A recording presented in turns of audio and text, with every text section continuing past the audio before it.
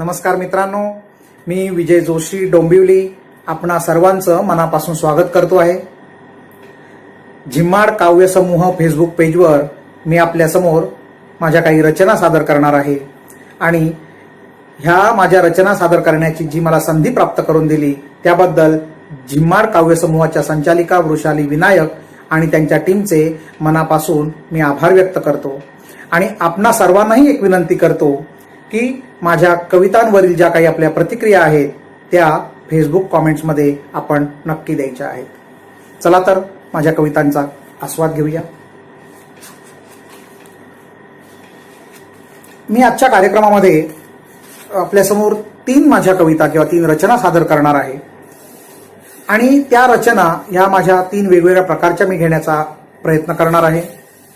त्यातली पहिली रचना असेल माझी ही मुक्त छंदातील आहे. कवितेचं शीर्षक आहे माझी सखी.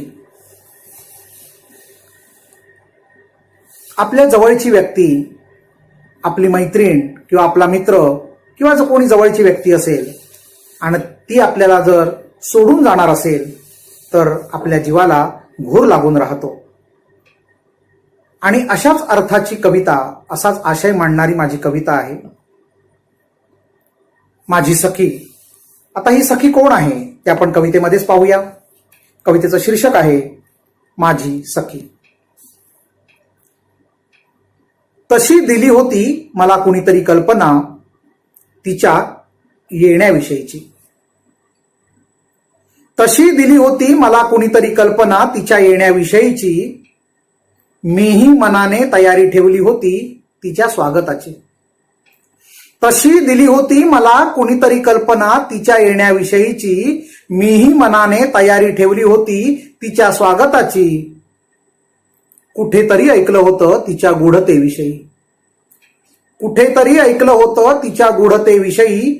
तिच्या येण्याने होणाऱ्या सुखद बदलांविषयी. कुठेतरी ऐकलं होतं तिच्या गूढतेविषयी. तिच्या येण्याने होणाऱ्या सुखद बदलांविषयी. होती मला उत्सुकता आदरयुक्त भीतीची. होती मला उत्सुकता आदरयुक्त भीतीची.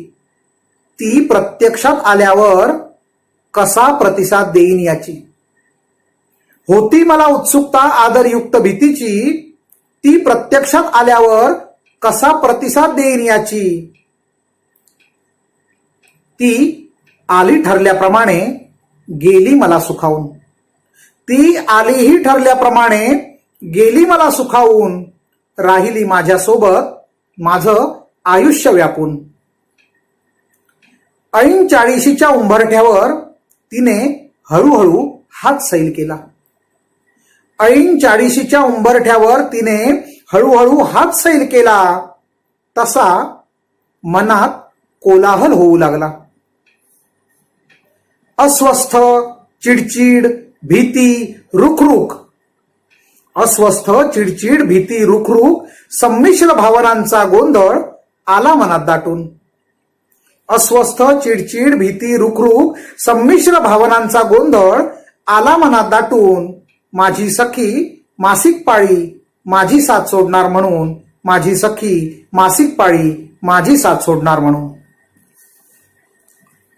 मित्रांनो, आता मी दुसरी रचना सादर करतो. आपल्याला कविता आवडल्यावर कमेंट बॉक्समध्ये आपली प्रतिक्रिया द्यायची आहे न विसरता.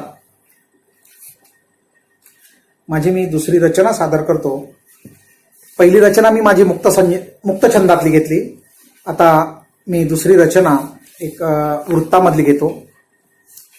आपल्याला माहितीच आहे की वेदनेतून आलेल्या संवेदनांचा आलेख म्हणजे कविता किंवा मनातील भावनांचा शब्दरूपी निरंतर वाहणारा झरा म्हणजे कविता.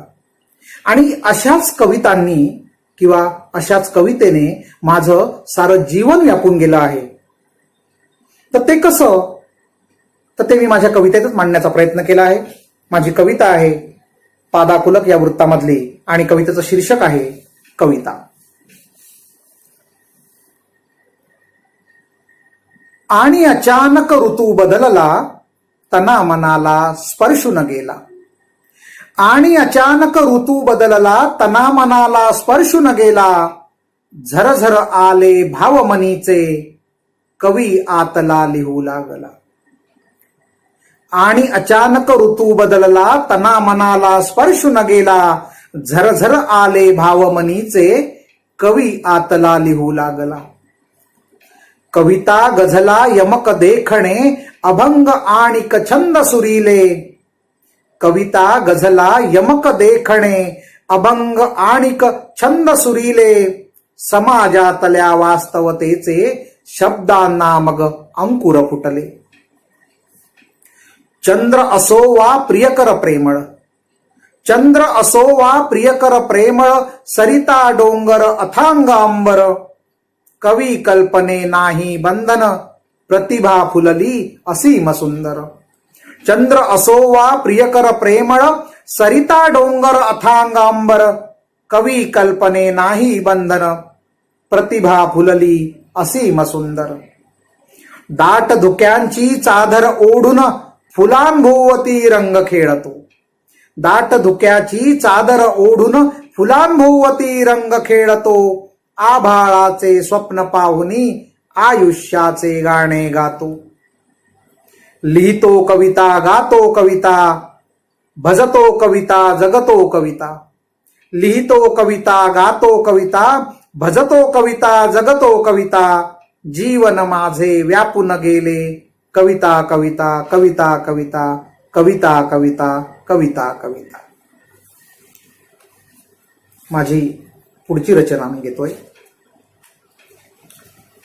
मी सुरुवातीला सांगितल्याप्रमाणे माझ्या 3 प्रकारामधल्या 3 रचना घेणार आहे. मुक्त छंदातली झाली, त्यानंतर वृत्तबद्ध रचना बघितली, आणि आता मी एक मालवणी बोलीभाषेतील कविता घेतोय. मी मूळचा मालवणचा. माझं बालपण मालवणी बोलीभाषेबरोबर गेलं, आणि मालवणी बोलीभाषा ही माझ्या रक्तामध्येच मुरलेली आहे. जशा मी मराठी भाषेमध्ये कविता करतो, तशा मालवणी बोलीभाषेमध्ये सुद्धा मी कविता करतो. आणि म्हणजे मी खरं तर साहित्याच्या माध्यमातून किंवा माझ्या कवितेच्या माध्यमातून मी मालवणी बोलीभाषा हिचा प्रचार, प्रसार आणि जतन करण्याचा प्रयत्न करतोय. खरं तर एक साहित्यिक म्हणून, एक कवी म्हणून माझं ते आद्य कर्तव्यच आहे. तर चला माझ्या मालवणी बोलीभाषेतील कवितेचा आस्वाद घेऊया. कवितेचं शीर्षक आहे विकासाचो रस्तो, म्हणजे विकासाचा रस्ता. प्रगतीच्या नावाखाली मारतत नुसते बाता. प्रगतीच्या नावाखाली मारतत नुसते बाता. विकासाचो रस्तो माझ्या गावाकडून जाता. प्रगतीच्या नावाखाली मारतत नुसते बाता. विकासाचो रस्तो माझ्या गावाकडून जाता. गुराढोरा गेली आणि शेत जमीन निकली. गुराढोरा गेली आणि शेत जमीन निकली. दूध दुभता सारला आणि हातातिली किटली. झाडा पेडा शेतमळो डोळ्यासमोर जळता. झाडा पेडा शेतमळो डोळ्यासमोर जळता. विकासाचो रस्तो माझ्या गावाकडून जाता. प्रगतीच्या नावाखाली मारतत नुसते बाता. विकासाचो रस्तो माझ्या गावाकडून जाता. पाठवाळ एक झालो बांध गेलो फुटान. पाठवाळ एक झालो बांध गेलो फुटान. बावडेचो झरो वाटलो पाणी गेला सुकान. पाण्यासाठी वणवण गाव सगळं फिरता. विकासाचो रस्तो माझ्या गावाकडून जाता. प्रगतीच्या नावाखाली मारतत नुसते बाता. विकासाचो रस्तो माझ्या गावाकडून जाता. पोराबाळा नोकरीसाठी गावाबाहेर गेली. पोराबाळा नोकरीसाठी गावाबाहेर गेली. म्हाताऱ्याच्या मागोमाग म्हातारी मेली. गाव पडलो ओस आणि घर माझा रडता. विकासाचो रस्तो माझ्या गावाकडून जाता. प्रगतीच्या नावाखाली मारतत नुसते बाता. विकासाचो रस्तो माझ्या गावाकडून जाता. तोडफोड झाल्यावर साहेब म्हणता झकास. तोडफोड झाल्यावर साहेब म्हणता झकास. डोळ्या देखत गेला सगळा गाव झालो भकास. तोडफोड झाल्यावर साहेब म्हणता झकास. डोळ्या देखत गेला सगळा गाव झालो भकास. हिरयोगार डोंगर आता उघडो नागडो दिसता. हिरयोगार डोंगर आता उघडो नागडो दिसता. विकासाचो रस्तो माझ्या गावाकडून जाता, प्रगतीच्या नावाखाली मारतत नुसते बाता, विकासाचो रस्तो माझ्या गावाकडून जाता, विकासाचो रस्तो माझ्या गावाकडून जाता. धन्यवाद. आपल्याला माझ्या कविता जर आवडल्या असतील किंवा त्यावर ज्या काही प्रतिक्रिया आहेत त्या आपण कमेंट्स बॉक्समध्ये नक्की द्यावात अशी मी आपल्याला विनंती करतो आणि निरोप घेतो. धन्यवाद.